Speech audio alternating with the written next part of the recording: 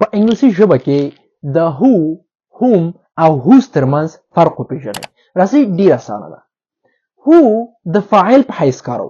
د مثال په شکل who is calling څوک زنګ کوي، یعنی دغه زنګ چې کوي دا څوک ده، نو څوک زنګ کوي، هغه کوم کس چې زنګ کوي هغه فاعل سو او د چاته چې زنګ کوي هغه چې سو مفعول سو.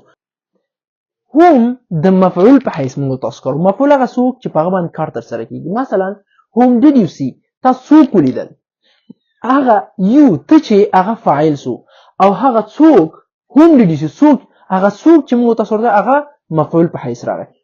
whose ملکیت ښيي. مثلا whose bag is this دا د چا بکسه ده، یا هم whose marker is this دا مارکر د چا ده. په دې ځای کې whose ملکیت ښيي.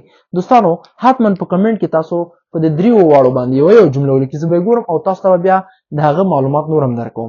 د نور درسونو لپاره حتما اکاونټ فالو یاد مه باسئ چې ویډیو له ملګرو سره شریکه کړئ.